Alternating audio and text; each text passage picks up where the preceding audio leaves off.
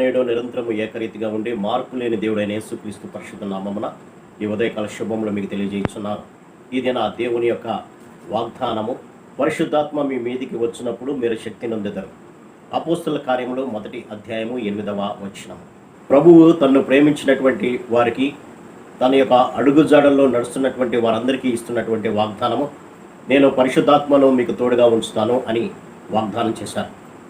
కాబట్టి ఎవరైతే ఆయన అందు విశ్వాసం ఉంచి ఆయనలో కొనసాగాలని ఆశపడతారో వారందరికీ కూడా పరిశుద్ధాత్మను ఇస్తూ ఉంటాడు. పిల్లరా, ఈ యొక్క పరిశుద్ధాత్మ ద్వారా మనమందరం కూడా శక్తిని పొందుకొని ఈ లోకంలో మనకు ఎదురయ్యేటువంటి సాతాను యొక్క శోధనలను జయించడానికి, అలాగే దేవుని నామమున అద్భుతములు చేయుటకు, అలాగే మన యొక్క విశ్వాసములో స్థిరంగా ఎటువంటి ఒడిదుడుకులు లేకుండా, అవిశ్వాసం అనేది రాకుండా ముందుకు కొనసాగడానికి పరిశుద్ధాత్మ దేవుడు మనకి సహాయం దయచేస్తూ ఉంటాడు. పిల్లరా, ఈ యొక్క పేతురు భక్తుడిని కనుక మనం గమనించినప్పుడు ఈ యొక్క పరిశుద్ధాత్మ శక్తిని పొందుకొనక మునుపు యేసుక్రీస్తు ప్రభు ఎవరో నాకు తెలియదు అని 3 సార్లు బొంకినట్లుగా మనం గమనించవచ్చు.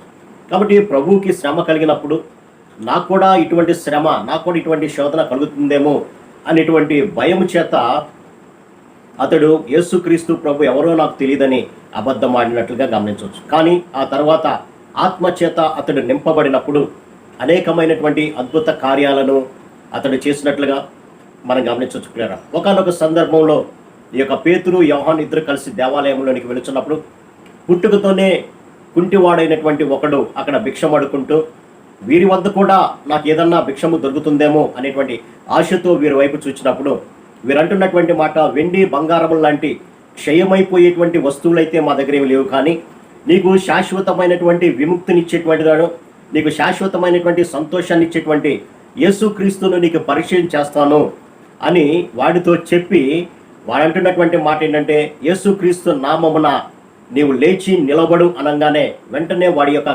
చీలమండలన్నీ కూడా బలాన్ని పొందుకొని వాడు దిగ్గున లేచినట్లుగా మనం గమనించుకున్నాం. కాబట్టి పేతురుకి ఈ శక్తి ఎక్కడి నుంచి వచ్చింది అని కనుక ఆలోచన చేస్తే, ఎప్పుడైతే ఆత్మను పొందుకున్నాడో అప్పుడు మాత్రమే అతనికి శక్తిని వచ్చినట్లుగా మనం గమనించుకున్నాం.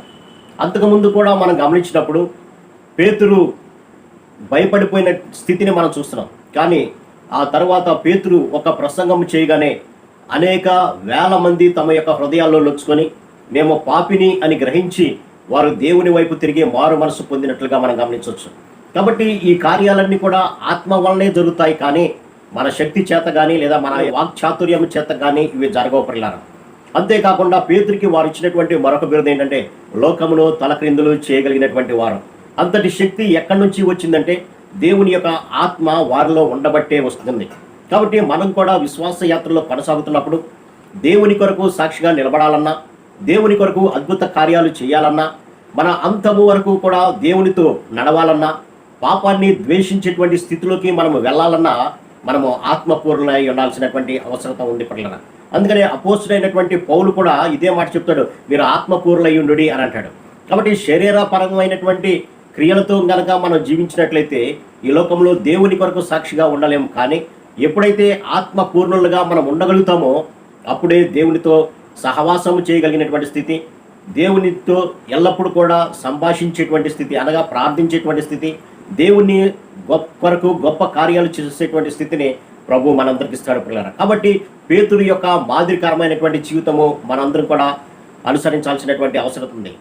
అంతకుముందైతే యేసుక్రీస్తు ప్రభు ఎవరో నాకు తెలియదు అనేటువంటి సమాధానం ఇచ్చినటువంటి పేతురే ఆ తర్వాత క్రీస్తు కొరకు తన యొక్క ప్రాణాన్ని ఇచ్చి హతసాక్షిగా అతను మారినట్లుగా మనం గమనించవచ్చు. కాబట్టి మన జీవితాలను పరిశీలన చేసుకుందాం. దేవుని యొక్క ఆత్మ చేత మనము నింపబడి ఉన్నామా, లేదంటే శరీర కార్యాల చేత నింపబడి ఉన్నామా? ఒకవేళ దేవుని యొక్క ఆత్మ చేత నింపబడినట్లుగా మనం భ్రమపడుతున్నామా అనేది కూడా పరిశీలన చేసుకోవాలి. ఎందుకంటే దేవుని యొక్క ఆత్మ చేత మేము నింపబడ్డాము అనేటువంటి భ్రమలోనే నేటి క్రైస్తవులు ఈ లోకానుసారమైనటువంటి ఆచారాలను, కర్మకాండాలను, శరీర కార్యాలను నెరవేర్చు కొనసాగుతున్నారు ప్రియులారా ఈ లోకంలో. కానీ దేవుని ఆత్మ చేత ఎవరైతే నింపబడతారో వారు ప్రభు కొరకు కష్టం వచ్చినా, నష్టం వచ్చినా, బాధ వచ్చినా, సంతోషం వచ్చినా వారు నిలవగలిగేటువంటి స్థితిలో ఉంటారు. అప్పుడు మాత్రమే మనము ఆయన యొక్క రాజ్యంలో చేరగలుగుతాం పిల్లలు. కాబట్టి ప్రభు మనకి ఇస్తున్నటువంటి వాగ్దానం ఏంటంటే, మీరు పరిశుద్ధాత్మను ఎప్పుడైతే పొందుకుంటారో అప్పుడే మీరు శక్తిని పొందుకుంటారో నా కొరకు గొప్ప కార్యాలు చేయగలుగుతారు. కాబట్టి దేవుని యొక్క ఆత్మను మనం పొందుకుందాం.